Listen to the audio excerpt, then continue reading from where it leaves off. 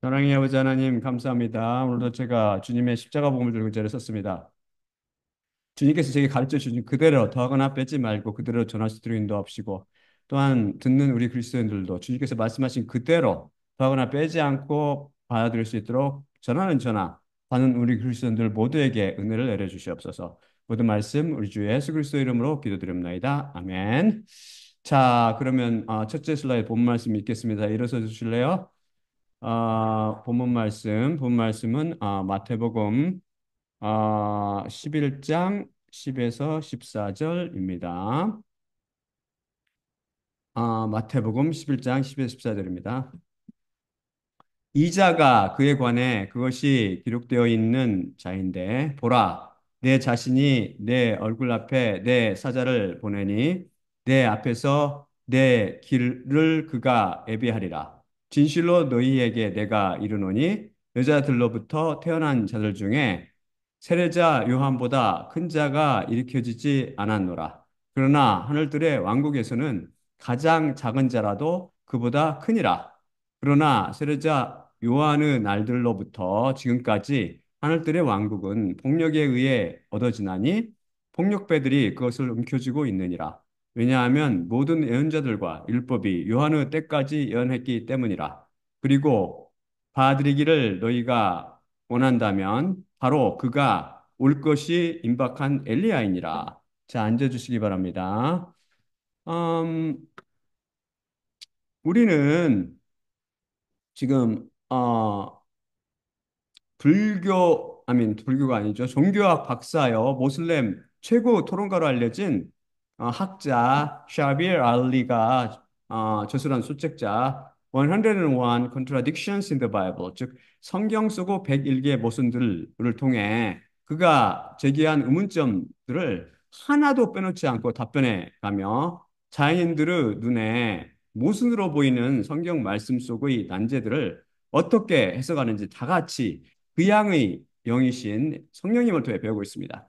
우리는 동시에 이에 대한 풀이로 기독교 학자를 대표하여 오리엘 벨트란 규마논이 쓴 책 Answers to Alleged 101 Contradictions in the Bible, 즉 성경 쓰고 101개의 모순이라고 주장되는 것들에 대한 답변을 통해 알리가 제기한 의문에 대한 신학자들의 의견을 비교하여 살펴보고 있습니다.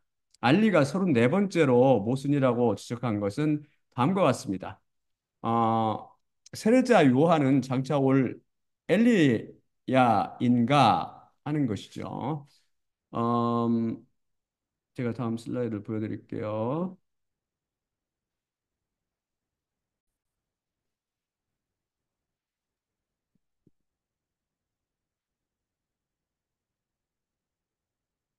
야, 첫째가 마태복음 11장 10절과 14절. 본문 말씀은 다 10절에 14절까지 제가 다 번역했는데 여기서는 중요한 것만 10절과 14절만 뽑았습니다. 이자가 그에 관해 그것이 기록되어 있는 자인데 보라 내 자신이 내 얼굴 앞에 내 사자를 보내니 내 앞에서 내 길을 그가 예비하리라. 중약 그리고 받아들이기를 너희가 원한다면 바로 그가 올 것이 임박한 엘리야이니라. 되어 있고요. 그 다음에 마태복음 17장 9에서 13절은 그리고 그 산으로부터 그들이 내려오고 있을 때 예수님께서 그들에게 명하셨으며 이르시니 사람의 아들이 죽은 자들로부터 일으켜질 때까지 누구에게도 눈으로 본 것을 너희가 말하지 말라. 그러자 그의 제자들이 그분께 여쭈었고 이르기를 그렇다면 왜 율법 학자들이 엘리야가 반드시 첫째로 와야 한다고 말하나이까? 그러자 그분께서 대답하시며 말씀하였으니 참으로 엘리야가 와서 모든 것들을 회복하리라. 그러나 너희에게 내가 이르노니 엘리야가 이미 왔으나 그들이 그를 알지 못했고 무엇이든지 그들이 원했던 것들을 그를 향해 그들이 행했노라. 이렇게 또한 사람의 아들도 그들에 의해 고난을 당할 것이 임박했노라. 그때 지자들이 세례 요한에 관해 그들에게 그분이 말씀하셨다는 것을 이해했더라. 그리고 다음이 요한복음 1장 19에서 23절입니다. 그리고 이것이 요한의 증언이니 예루살렘의 지사장들과 레위인들로부터 그를 향해 그에게 질문하기 위해 보내진 유대인들이 왔을 때 당신 자신은 누구시오? 묻자 그가 고백했으며 부인하지 않았고 내 자신은 그리스도가 아니라 그가 고백했더라. 그러자 그에게 그들이 질문했으니 그러면 당신은 무엇이요? 당신은 엘리야요? 그러자 그가 이르니 나는 아니라. 당신 자신이 그 예언자요? 그러면 그러자 그가 대답했으니 아니라. 그러자 그에게 그들이 말했으니 당신은 누구시요? 우리를 보낸 자들에게 대답을 우리가 줄 수 있도록 말할지니 당신 자신에 관해 무엇을 당신이 이르시오? 그가 확언했으니 그 예언자 이사야가 말했던 것처럼 너희는 주님의 길을 곧게 하라고 말하는 나는 광야 안에서 외치는 목소리이니라.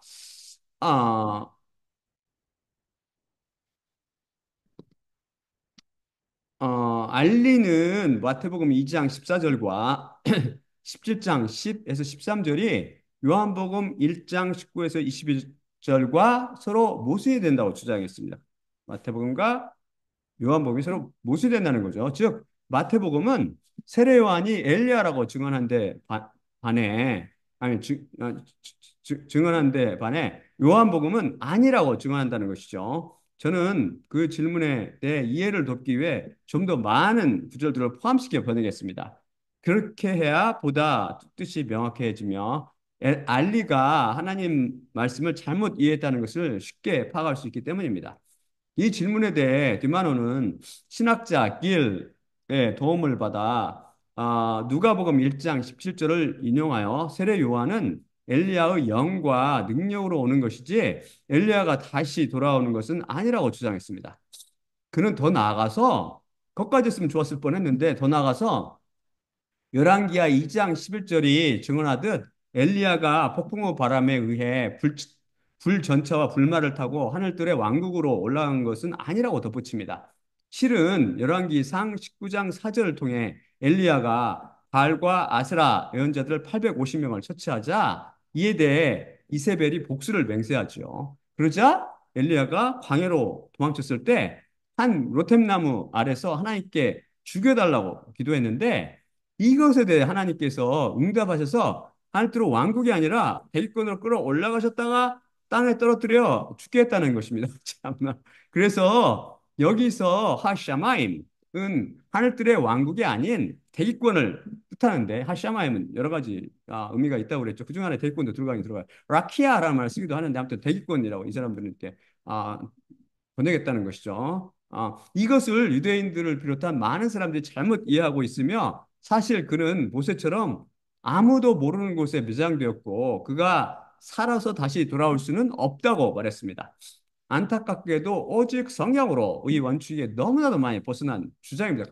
지금 안타깝게도 여러 가지 이렇게 소설을 쓰고 있잖아요. 안타깝게도. 그럼 먼저 알리의 오해를 제가 풀어드리고 다음 신학자들이 왜 이렇게 성경 말씀을 축자적으로 믿지 못하는지 설명해 드리도록 하겠습니다. 우선 알리는 성경 전체가 수많은 비유로 쓰여 있음을 잘 몰랐습니다. 비유들을 이해하지 못하면 성경 말씀을 이해하지 못하게 됩니다. 다음 슬라이드 제가 드릴게요. 마태복음 13장 10에서 17절입니다.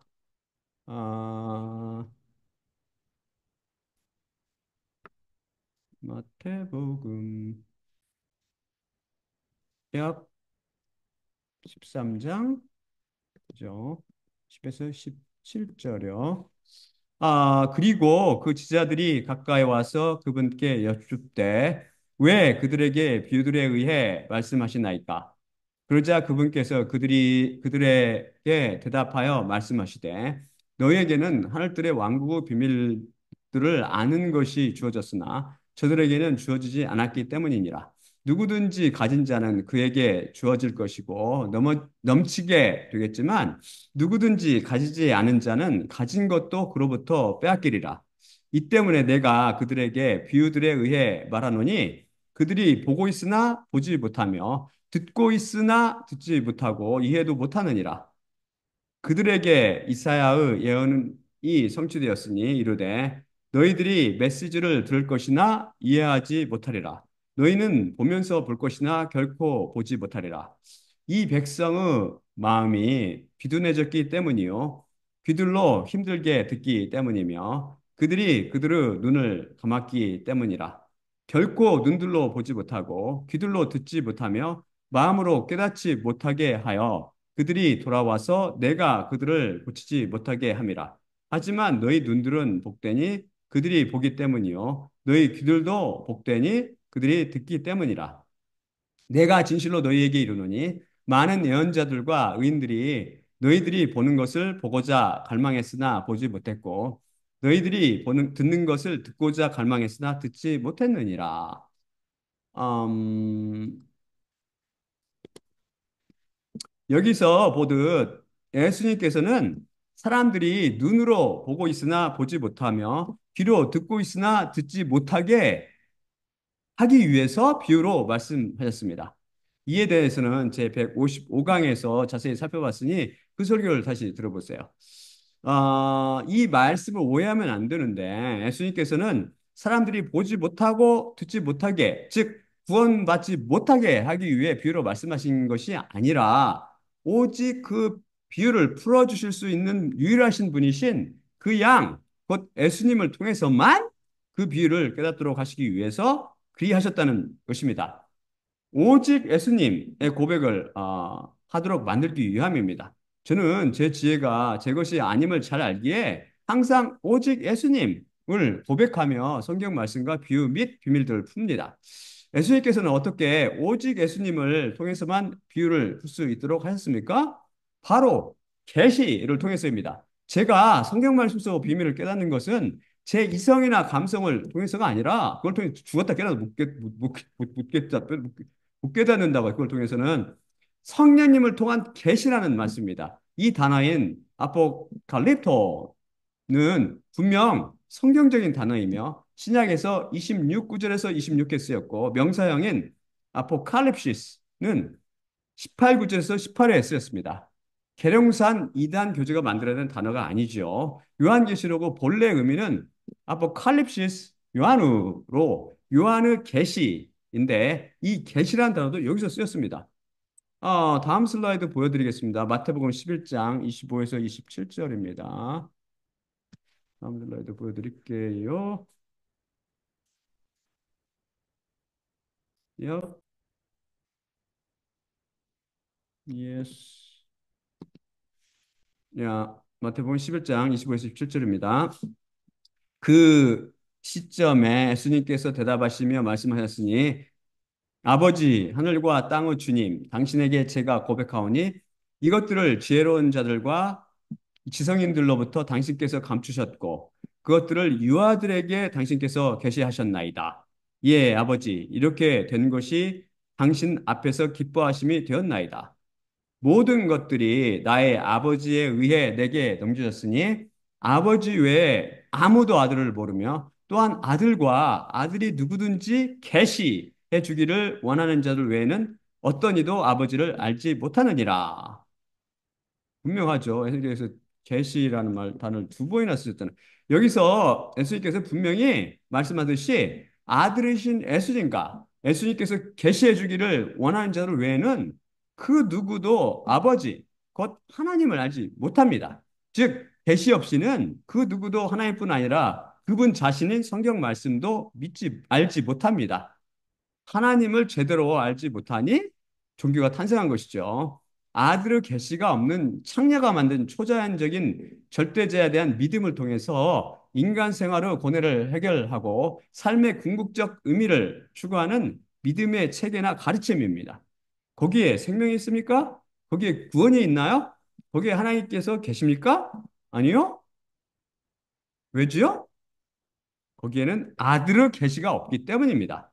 신학을 한 분들도 제 말씀에 귀 기울이시고 이것을 냉철하게 이성적으로 판단해 보기 바랍니다. 저는 여러분 중 단 한 명이라도 더 십자가 복음을 통해서 구원받게 되기를 기도할 뿐입니다. 그럼 계시는 어떻게 사람들에게 주어집니까? 다음 슬라이드 제가 보여드릴게요. 에베소서 1장 15에서 19절입니다. 에베소서 1장 15에서 19절입니다. 예.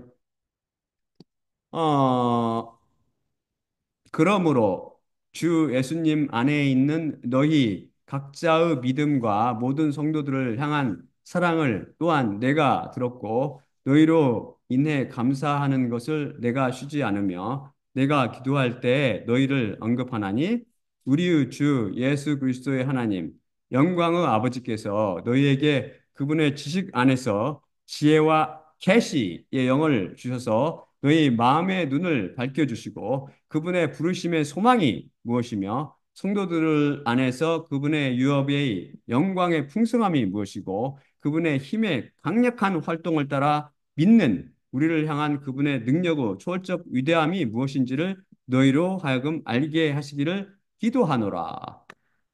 그렇죠?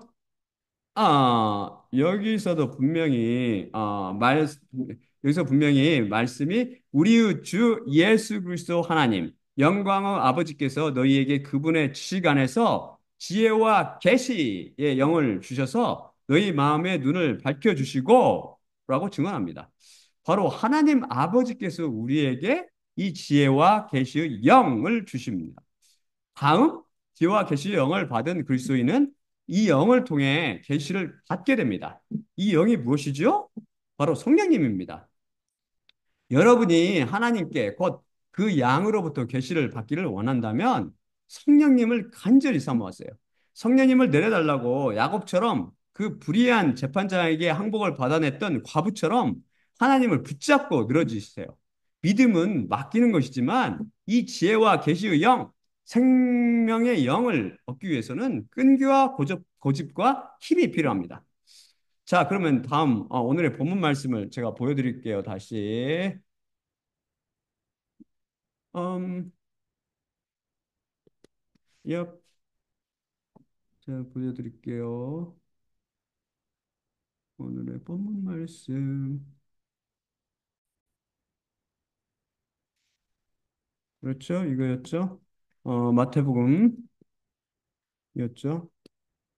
11장 10에서 14절입니다. 마태복음 11장 10에서 14절.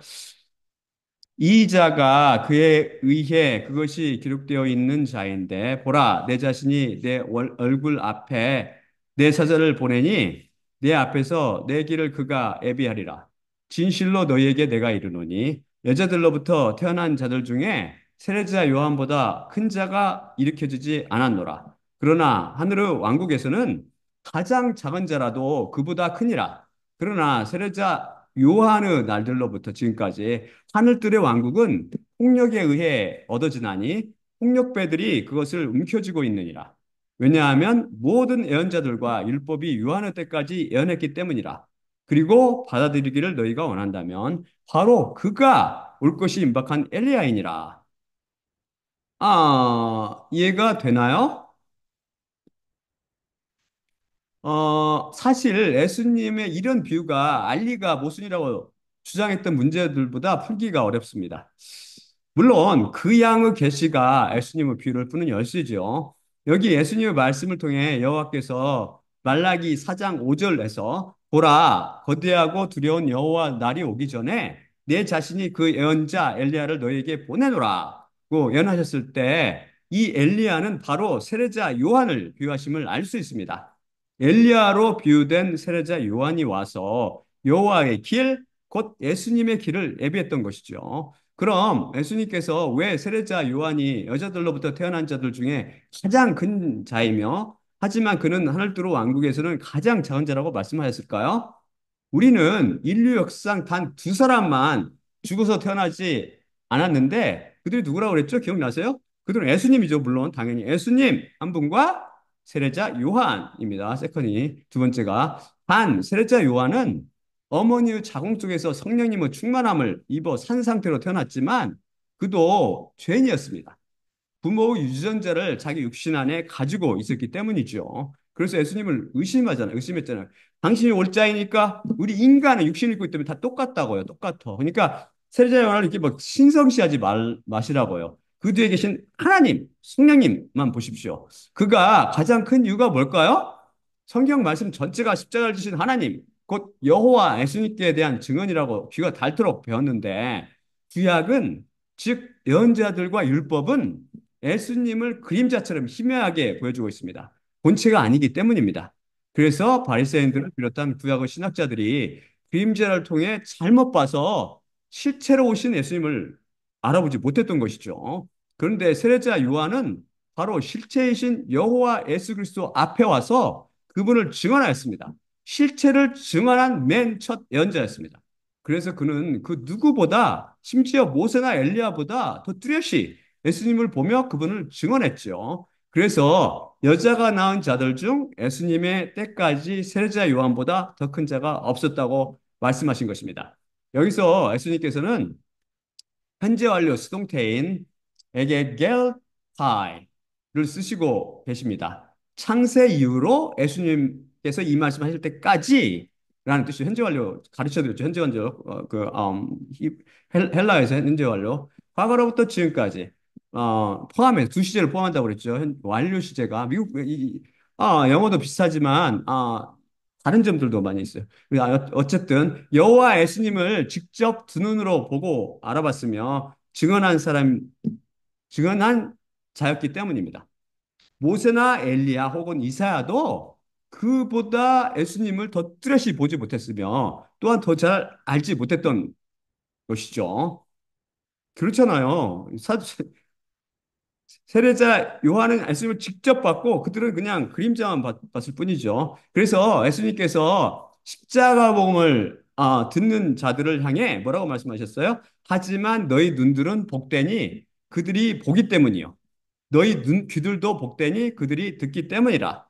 내가 진실로 너에게 이르노니 많은 예언자들과 의인들이 너희들이 보는 것을 보고자 갈망했으나 보지 못했고 너희들이 듣는 것을 듣고자 갈망했으나 듣지 못했느니라고 말씀하신 것입니다. 그런데 하늘나라 왕국에 있는 자들은 육신을 벗은 상태로 여호와 예수님을 직접 보며 경배드리고 있습니다. 지금 그렇죠. 거기서. 그러니 하늘나라 왕국에서 가장 작은 자라도 세자 요한보다 예수님께 대해 더 뚜렷이 보고 있으며 더 잘 알고 있으므로 세자 요한보다 더 크다고 예수님께 인정받는 것입니다. 그렇다면 그 다음에 그러나 세자 요한의 날들로부터 지금까지 하늘나라 왕국은 폭력에 의해 얻어지나니 폭력배들이 그것을 움켜쥐고 있느니라.는 무슨 뜻일까요? 알고 보니 하늘나라 왕국이 온통 깡패들의 소굴이었으며 예수님께서는 야쿠자 오야붕이나 마피아 두목이었다라는 뜻입니까?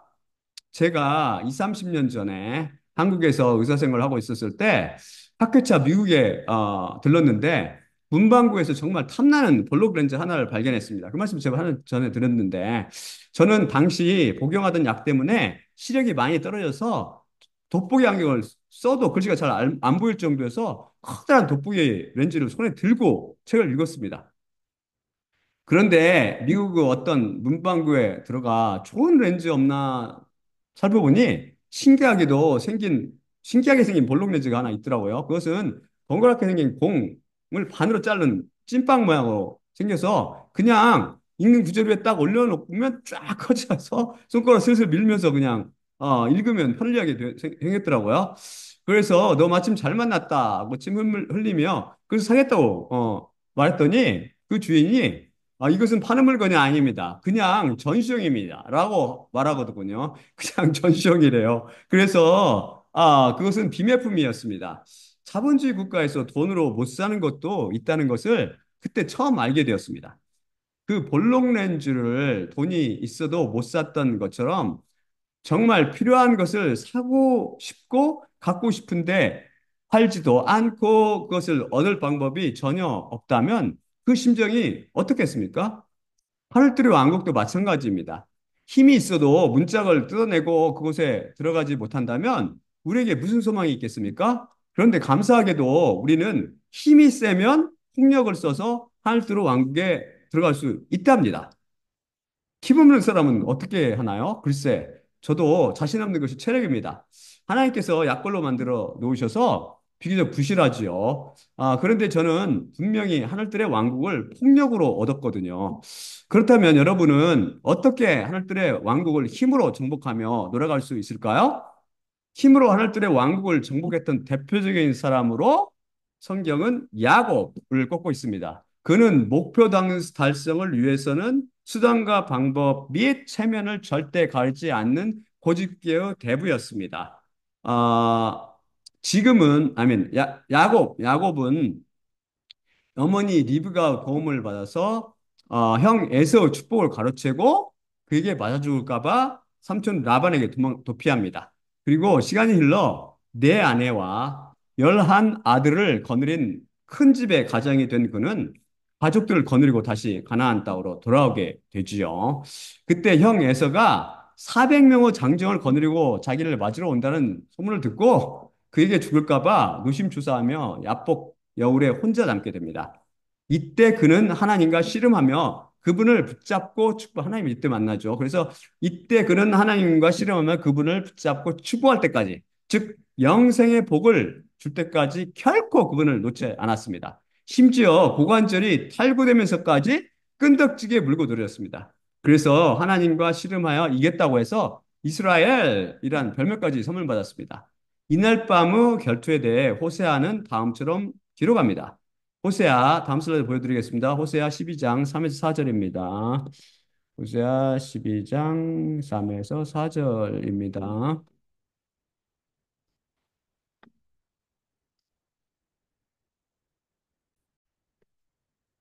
예.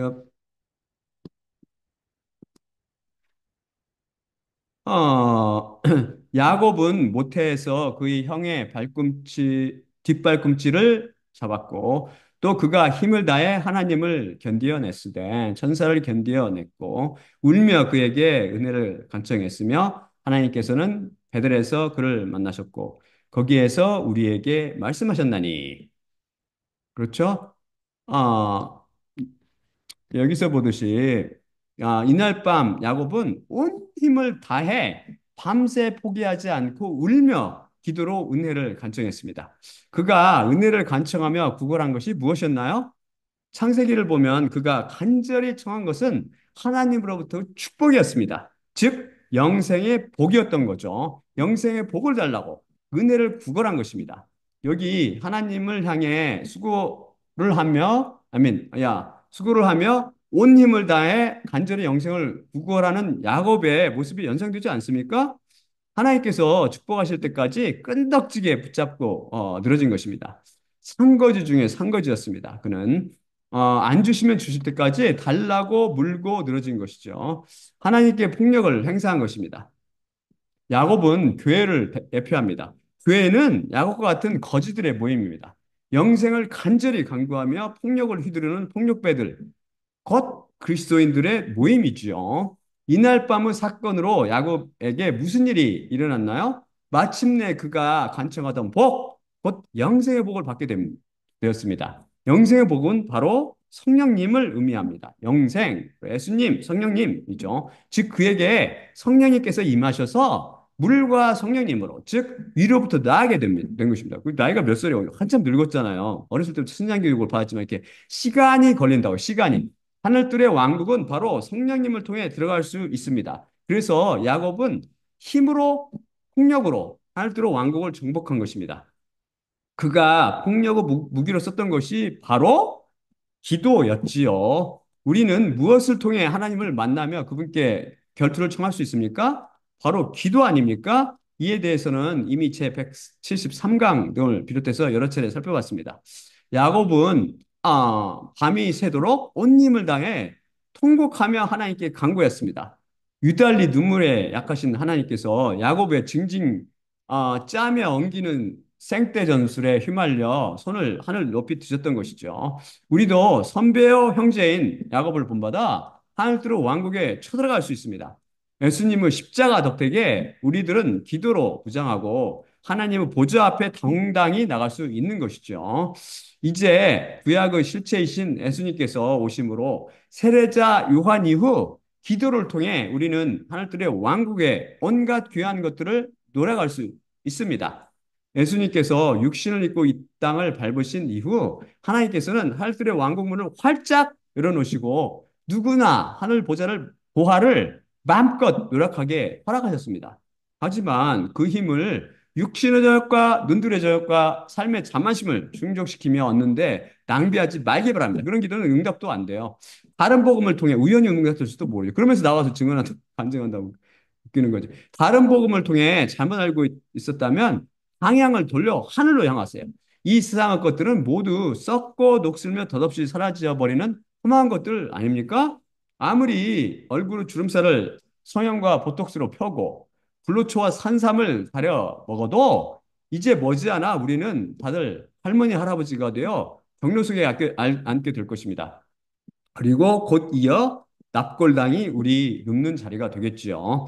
하지만 우리 모두가 호시탐탐 노려보는 하늘뜨로 왕국에는 영원히 지속하며 우리 영혼을 살찌게 하는 신비한 보물들만 잔뜩 쌓여 있지요. 그곳에는 지혜와 지식과 의와 거룩과 썩지 않음과 긍휼과 평안과 만족과 기쁨과 감사와 찬송과 믿음과 사랑과 영생과 온갖 좋고 완전하며 영원한 것들이 가득합니다. 그것들은 모두 힘으로 빼앗는 자들의 것입니다.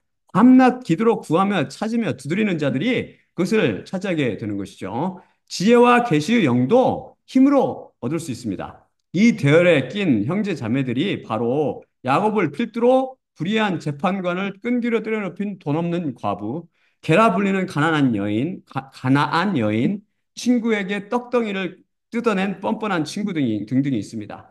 따라서 모든 예언자들과 율법은 세례자 요한의 때까지 예언했고 이제 성경 말씀의 본체요 실체이신 예수님께서 오셔서 우리는 직접 그분의 영, 곧 계시의 영을 통해 보고 배웁니다. 우리가 지금 하듯 계시의 영을 통해 배우니 확실히 이해가 되지요. 그러잖아요. 이제는 모든 것들이 쫙쫙쫙쫙 풀리잖아요. 배시의 영을 통해서. 그런데 왜 이런 명쾌한 해석을 베푸시는 그 양의 계시를 신학을 한 분들이 받아들이지 못하는 걸까요? 왜냐하면 계시는 초월적인 것이기 때문입니다. 쉽게 말해 인간의 이성과 감성의 범위를 벗어나기 때문에 이성과 감성으로 성경 말씀을 접근하는 철학인 신학자분들은 철학을 하는 철학자들인 신학자분들은 이것을 용납할 수 없는 것이죠. 계시가 이성으로 안 잡히기 때문입니다. 계시가 감성으로도 잡을 수 없기 때문입니다. 그래서 안타깝게도 계시는 초대교회를 끝으로 사라졌다고 주장하는 것이죠. 그것은 안타깝게도 이것을 증언하고 있는 아까 살펴봤잖아요. 성경 말씀도 예수님 말씀도 모두 거부하는 행위요. 예수님을 거부하는 그런 행위죠. 여기 여러분은 그런 무서운 죄를 짓지 않게 되기를 바랍니다. 자, 그럼 알리의 모순이라는 주장에 대해 답변해 볼까요? 예수님께서 여기 마태복음 말씀을 통해 엘리야의 비유로 세례 요한을 설명하고 계십니다. 이에 대해서는 제 152, 제 53강 등에 자세히 설명해 드렸으니 오늘은 생략하겠습니다. 그 설교들을 다시 들어보세요.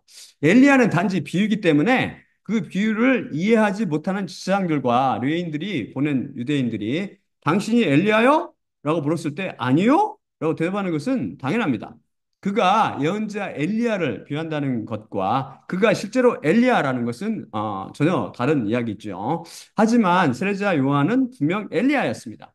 그래서 만일 유대인들이 당신이 여호와 앞에 올 엘리야요? 라고 물었다면 그렇소! 라고 그가 대답했을 것입니다.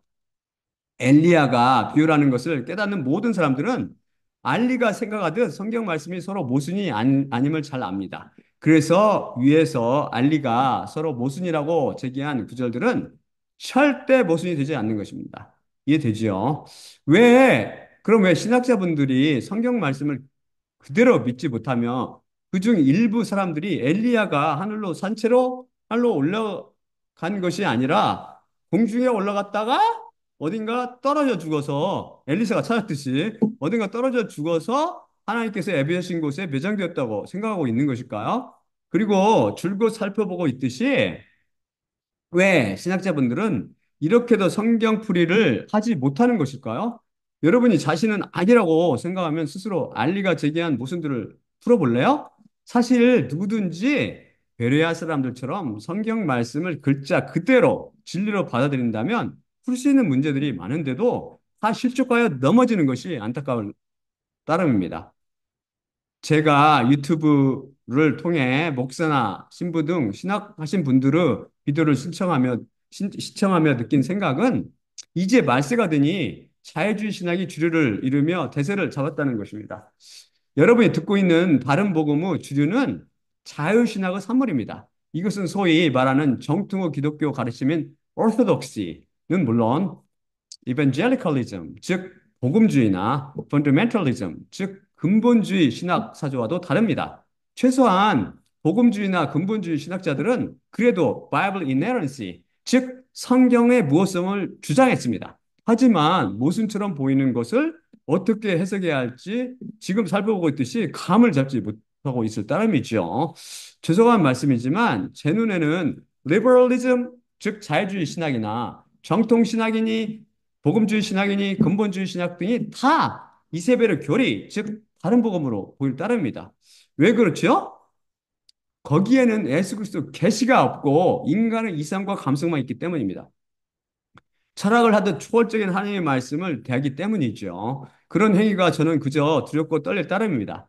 여러분이 진정 하나님과 그분의 말씀을 두려워하게 되기를 바랍니다. 먼저 예수님을 예수라고 부르는 잘못을 삼갑시다. 예수님을 예수라 부르는 사람들은 결코 예수님을 경솔히 대하거나 폄하하려는 의도로 그렇게 부르지는 않을 것입니다. 저도 그걸 알고 있어요, 사실. 하지만 어, 사실 불붙는 그 떨기나무를 통해 나타나시는 여호와 하나님을 처음 만난 모세는 하나님께서 당신 자신의 이름이 뭐라고 그랬어요? 에히야실 에히라고 가르쳐 주고 또한 여호와라고 가르쳐 줬는데도 줄곧 뭐라고 부르냐면 그는 아도나이 주님이라고 부릅니다. 경외심 때문이죠. 부들부들 떨면서. 따라서 예수님과 일대일 관계가 맺어져 있고 그분을 자신의 삶을 통해 처음에 봤다면 그분께서 얼마나 두려우신 분이시며 거룩하신 분이신지 알게 될 것이고 저절로 예수님이라고 부르며 고백하거나 그냥 주님이라고 고백하게 되지 않을까요?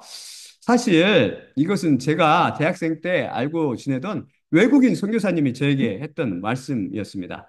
그분이 바로 저에게 제이콥이라는 이름을 준 분이었죠. 그는 한국말을 조금 할 줄 알았는데 왜 한국 사람들은 지저스를 예수님이라고 님이라는 존칭 어미를 붙여주지 않고 예수라고 낮잡아 부르냐는 것이었어요. 그때 저는 할 말이 없더라고요. 이제 그 이유를 아는데 다른 복음을 통해서는 예수님과 관계 정립이 안 되기 때문이라고 저는 생각합니다. 철학과 이론만 있지 관계가 머릿속에서만 맺어져 있는 것이죠. 만일 여러분은 아버지를 친구가 줄곧 아비라고 부르며 아비가 아주 낮춘 말은 아니지만 그래도 존칭어도 아니잖아요. 그냥 아비. 내 아비 잘 있냐? 내 아비 이번에 서울에 올라온대? 내 아비 저녁 먹었니? 라고 말한다면 듣기 거북하지 않겠습니까? 이놈의 스키 주둥아리를 하며 멱살 잡지 않겠어요? 물론 사람들이 입에 담는 예수와 나의 주님, 예수님과는 전혀 다른 존재라는 것을 제가 알지만 그래도 누가 그분을 예수라고 부르면 마음이 편치 않습니다. 참고로 인터넷을 장악하고 있는 자유주의 신학은 영어로 liberal Christianity나 liberal theology라고 부르는데 일종의 기독교 현대주의, 즉 Christian modernism이라고 볼 수 있습니다. 한국에는 자유주의 신학이 없다라고 엉뚱한 소리를 하는 신학자분도 있긴 하던데요. 이것은 자신도 모르게 물들어 있다는 것을 잘 모르기 때문에 하는 소리입니다. 자유주의 신학은 현대 지식과 과학 및 윤리를 고려하여 기독교 가르침을 해석하는 신학의 한 분파입니다. 이는 성경의 교리적 권위보다 이성과 경험을 더 중요하게 여깁니다. 자유주의 기독교인들은 무신론적 합리주의에 반발하며 또한 성경이나 신성한 전통과 같은 외부 권위에 대한 전통적인 해석에 기초한 신학에도 대항합니다. 그래서 여자 목사나 동성애자들의 교회이 등장하는 것이죠. 이들의 과학적 배경은 빅뱅 이론과 진화론이라는 거짓 과학 이론입니다. The Big Bang Theory, 즉 빅뱅 이론은 1927년 벨기에의 천문학자이자 신부인 조지 르말 르메, 르메이타이어 이거 어떻게 발음하는지 제가 사실 인터넷까지 뒤져봤는데 이건 프렌치래요, 프렌치. 벨지엄 프렌치인데, 예, 프랑스어. 이걸 뭐라고 하냐면, 조르시, 레마타라고 발음하더라고요. 하지만 영어식으로 그냥 조지 레마타이어라고 발음해도 된다고 그러더라고요. 그러니까 아무튼 어쨌든 이 사람이 우주가 어떻게 시작되었는지에 대해 가설을 제안했습니다. 간단히 말해서 우리가 알고 있는 우주는 무한히 뜨겁고 밀도가 높은 primeval atom, 즉 원시 원자라는 단일 지점에서 시작해서 처음에는 상상할 수 없을 속도로 그리고 그 다음에는 더 측정할 정도 속도로 팽창하고 늘어나면서 그 다음 137억 년 현재 우주 나이가 137억 년이잖아 주장하잖아요. 137억 년이래요. 137억 년에 걸쳐 계속 팽창하는 우주까지 이르렀다는 것입니다. 믿기세요?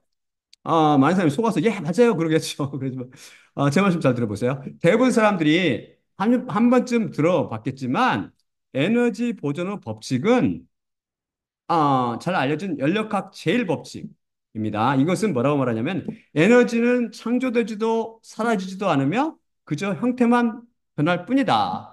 라고 말합니다. 연력학 제일 법칙은 우주 내에 인위적인 외력이 작용하지 않을 때 어떤 자발적인 과정은 엔트로피가 증가하는 방향으로 일어난다입니다. 어렵나요? 엔트로피는 무질서나 혼란도로 번역되는데 이것의 반대가 질서 정연입니다. 모든 피조물들은 기막힌 질서 체계로 이루어져 있습니다. 그래서 우주 내에서 저절로 빅뱅이나 진화가 일어난다는 것은 연력학 제1법칙을 거슬리게 되어 불가능하지요. 연력학 제1 및 제2 법칙이 작용하는 우주 내에 하나님께서 계시지 않다면 기막힌 질서 체계나 기묘한 피조물은 절대로 존재할 수 없게 됩니다. 그래서 이 법칙들은 놀랍게도 우주 내에서 연력학 제일법칙에 거슬려 에너지를 만들어내시며 또한 에너지를 통해 연력학 제일법칙을 거슬려 질서를 세우시며 피조물들을 창조하시고 이끌어 가시는 에너지 근원이시며 법칙들을 위해 역사하시는 하나님의 존재를 증언해 줍니다. 역사가 아민 인간이 발견한 그 법칙들이 하나님을 증언해 준다고요. 로마서 1장에서 말하듯이 우주 내 창조를 일으키는 즉 에너지를 만들어내는 것이 빅뱅 곧 폭발적 과정이라고 가정하는 순간 그는 스스로 연력학 제1리 법칙을 어기게 됩니다. 그래서 이 우주 내에 저 간단히 보이는 컵 모양의 피조물이 절대 저절로 생겨나지 않는 것입니다. 첫 모양 피조물 봤어요? 전 근데 훨씬 복잡한 인간이 어떻게 생기냐고요. 이게 제1리 법칙을 어기면서 안타깝게도 이 모순을 창녀 포도주에 취한 자연인들이 전혀 깨닫지 못하죠. 이 빅뱅 이러고 허점은 또 있는데 이 원시 원자는 도대체 어떻게 생겨난 것입니까? 에너지는 만들어지지도 없어지도 않고 않으니 누군가에 의해 이 원시 원자가 창조되어야 합니다. 저절로 되었다고 말하는 것보다 더 비과학적이며 무책임한 발언이 없겠지요. 하지만 의사들이 그렇게 주장하죠. 그것은 과학자인 제가 받을 수 없습니다. 진화론자들에게는 통할지 모르죠. 그거는 그냥 우연히 그냥 생긴 거야. 자유주의 신학은 19세기 계몽주의, 합리주의와 낭만주의를 배경으로 성장했는데 19세기 말과 20세기 초에는 다인의 진화론을 받아들였고 현대 성경 비평을 활용하고 사회 복음 운동에 참여하는 것이 특징이었습니다. 가톨릭에도 그들 특유의 자유주의 신학이 19세기 후반에 등장했는데 21세기의 자유주의 기독교는 개신교와 가톨릭을 모두 포함하는 에큐메니컬 전통이 되었습니다. 그의 일치 운동인 에큐메니컬 운동을 여러분은 많이 들어봤을 것입니다. 사실 정교함 분파인 기독교는 정통 신학이니 가톨릭 신학이니 복음주의 신학이니 근본주의 신학이니 자유주의 신학이니 하며 이름과 색채를 달리하고 있지만 그 내용은 다 하나로 통합니다. 그 바탕이 헬라 철학 사상이며 거기다 현대 과학의 탈을 쓴 진화론이나 빅뱅 이론과 이성주의, 계몽 사상 및 인본주의 등이 가미되었을 뿐 따름이죠. 잘 살펴보면 모두 피조물인 인간을 하나님의 차원 위에 올려놓는 사탄 사상입니다. 오직 이성과 감성을 주장하며 오직 성경으로, 오직 믿음으로, 오직 은혜로 그 원칙에 크게 벗어나 있으며 쉴 새 없이 이것들을 거스리죠. 하나님이 제시하신 계시를 버리고 인간들이 주장하는 이성과 감성을 앞세우죠. 그러니까 초월적인 그분을 잡을 수가 없어요. 잡을 수가 절대. 제 말씀이 귀에 거슬리더라도 조용히 제 말씀을 한번 묵상해 보세요. 지금 알리가 제시한 모순들 모순들을 같이 풀어오며 신학자들의 풀이가 얼마나 잘못되는지 철저히 해부해 보고 있지 않습니까? 이 창녀 학문에서 빨리 도망쳐 나오세요. 다른 종교 박사학위를 가진 알리라는 사람이 지적한 모순처럼 보이는 성경 속의 문제들에 대해 안개 속을 헤매듯이 줄곧 엉뚱한 해석을 대며 자신이 옳다고 주장할 수는 없지 않습니까? 그렇게 왜곡되며 잘못된 해석을 일삼는 여러분은 선배나 동료들 및 지도자들의 성경 해석과 거기서 나온 성경 교리를 여러분들을 믿고 자신을 맡기며 가르치고 줄곧 따라가겠습니까? 여러분이 믿든 믿지 않든 알리가 제시한 문제들은 대부분 성경 말씀 중 기초 중에 기초에 관한 문제들입니다. 성경 말씀만 똑바로 읽어도 풀 수 있는 문제들이 대부분입니다. 이것 하나 제대로 풀이하지 못하는 신학자 분들이 어떻게 훨씬 심오하며 난해한 하나님의 초월적인 비밀들을 풀며 교리를 끌어내고 사람들을 이끌어 생명으로 인도할 수 있겠습니까? 그 가는 길이 뻔한 것 아닐까요? 음부와 지옥에 이르는 사망의 길이 아니겠습니까? 한 명이 판단하기를 진심으로 바랍니다. 여러분 중 그 누구도 폄하할 생각이 추호도 없습니다. 지난 시간 증언해 드렸지 않습니까? 제가 여러분 마음을 상하게 했다면 용서해 주세요. 사실 저는 이번 시즌을 통해 왜 종교의 생명이 없고 구원이 없는지를 다시 한번 철저히 깨닫고 있습니다. 그리고 왜 하나님께서 이 종교에 있는 서적을 구입해서 같이 비교해 보라고 하셨는지 이해가 갑니다. 그분은 정말 놀라우신 하나님이시며 철저히 제 삶에 개입해 계시며 그것을 주관하고 계십니다. 저는 그분 없이는 아무것도 아닙니다. 다음 슬라이드 볼까요? 욥기 7장 19절입니다. 욥기 7장 19절을 보여드릴게요.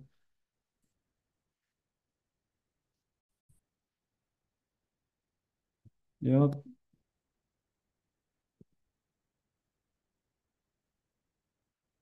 언제까지 저로부터 당신께서 눈을 떼시지 않으시며 제 침을 제가 삼킬 동안까지도 당신께서 놓으시지 않으실 것이니까.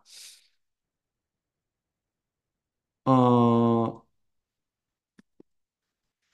하나님께서는 제 머리털 하나하나를 세시고 계시며 제 침 삼키는 순간도 놓지 않으시고 꼭 붙잡고 계시며 어디서 이 크랭콜이 걸렸어. 음, 죄송합니다. 일요일 날은 안 걸려오는데, 요새는 스팸이라고 그래요. 스팸이나 크랭콜이나 이런 것들이 걸려. 하나님께서는 제 머리털 하나하나를 세고 계시며, 제 침 삼키는 순간도 놓지 않으시고, 꼭 붙잡고 계시며, 모든 것을 기막힌 섭리로 인도해 가시고, 제 속에서 일하고 계십니다. 하찮은 피조물 중에, 어, 하찮은 피조물 중에, 제가 오늘 뭔가 예약해 놨거든요. 그것 때문에 전화 온 것 같아요. 확인 전에 컨펌하려. 음, 죄송합니다. 제 속에서 일하시고 계십니다. 하찮은 피조물 중 하나요. 헛된 것도 중에 헛된 것인 육신을 입은 노예 하나를 이렇게 세심히 지키시는 하나님께서 어찌 길이요 진리이며 영원히 서 있을 자신의 생명 말씀을 헛되이 지키시겠습니까? 믿음을 믿음 생활을 통해 이렇게 살아계신 하나님을 생생히 경험해 보지 못한 분들이 안타깝게도 성경 말씀이 완전한 부모일 수 없다고 주장하는 것 아닐까요? 다음 슬라이드 제가 보여드릴게요. 빌립보서 2장 12에서 13절입니다. 다음 슬라이드 제가 보여드릴게요. 다음 전화하면 제가 받아야 될지도 모르겠어요. 이게 지금 계속 방해가. 잠깐만요. 그래서 제가 보여드릴게요. 다음 슬라이드요. 빌립보서 2장 12에서 13절입니다. 그리고 나의 사랑하는 자들아 항상 너희가 순종하듯이 나의 임재시처럼 뿐 아니라 나의 부재시에도 더욱 두려움과 떨림과 함께 자신들의 구원을 이루어 나가라. 왜냐하면 너희 안에서 선한 뜻을 위해 원함뿐 아니라 활동함도 선출하시는 분은 하나님이시기 때문이라. 오케이. 그렇죠?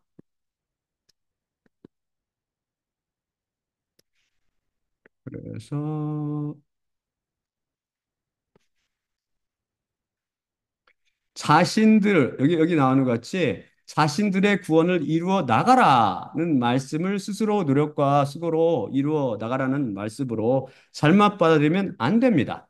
오직 행위로를 주장하는 다른 복음이 됩니다. 하지만 하나님의 양들은 절대 스스로 구원을 이뤄낼 수 없음을 뼈저리게 잘 알고 있습니다. 주여 저는 개로소이다. 그러니 제가 어찌 스스로 구원을 이뤄낼 수 있사오리까? 라고 고백할 수밖에 없지요. 결국 해답은 언제나 여호와 우리 주 예수 그리스도입니다. 그래서 이어지는 말씀은 왜냐하면 너희 안에서 선한 뜻을 위해 원함뿐 아니라 활동함도 산출하시는 분은 하나님이시기 때문이라고 증언해 줍니다. 너희가 자신들의 구원을 이루어 나갈 수 있는 것은 바로 내 혼자의 노력이나 수고가 아니라 하나님의 선한 뜻을 위해서 선한 것을 원하게 하는 원함뿐 아니라 그것을 행할 수 있도록 있게 하는 행동함도 만들어내시는 분이신 너희 안에서 활동하고 계신 하나님 때문이지라는 의미지요. 그래서 제가 지금 이슬람 종교학 박사 알리의 저서뿐 아니라 신학자 드마논의 책도 같이 비교하며 모순처럼 보이는 문제들을 푸는 것이 다 하나님의 뜻이요. 제가 선포하는 십자가 복음이 다 하나님의 입에서 나오는 말씀이라는 의미입니다.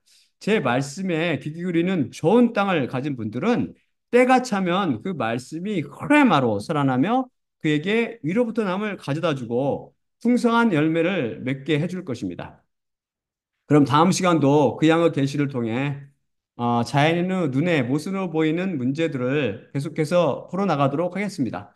그럼 마지막으로 고린도전서 11장 23에서 26절을 읽고 마치도록 할게요. 다음 슬라이드, 마지막 슬라이드를 보여드리도록 하겠습니다. 예. 내가 너희에게 전한 것은 주님께 받은 것이니 곧 주 예수님께서 잡히시던 밤에 떡을 취하시고 감사하신 후 떼어 이르시되 이것은 너희를 위하는 내 몸이니 이것을 행하여 나를 기억하라 하시니라. 식후에 또한 그와 같이 잔을 취하시고 이르시되 이 잔은 내 피로 세운 새 언약이니 이것을 행하여 마실 때마다 나를 기억하라 하시니라. 그러므로 너희가 이 떡을 먹으며 이 잔을 마실 때마다 주님의 죽으심을 그분이 오실 때까지 전파할지니라.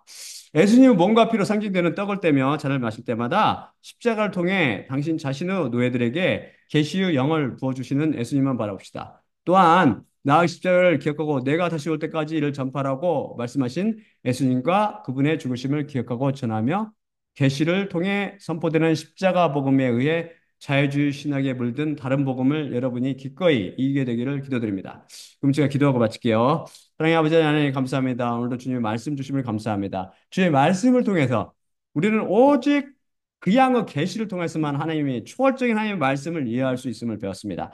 또한 하나님의 말씀을 뜯어보고 이리 비고 저리 보고 살펴봐도 절대 모순이 없음을 다시 한번 깨닫게 되었습니다. 아버지 하나님 이 놀라운 하나님의 말씀을 생명 말씀으로 받아들이고 완전 무한 절대 진리로 받아들이고 우리 사랑하는 우리 형제 자매들이 그들이 신학을 하고 있는 분들이건 아니든 우리 모두 하나님께 돌아올 수 있도록 십자가 앞으로 돌아올 수 있도록 그들에게 은혜를 베풀어 주시고 이 십자가 복음을 통해서 많은 사람을 살려 주시옵소서.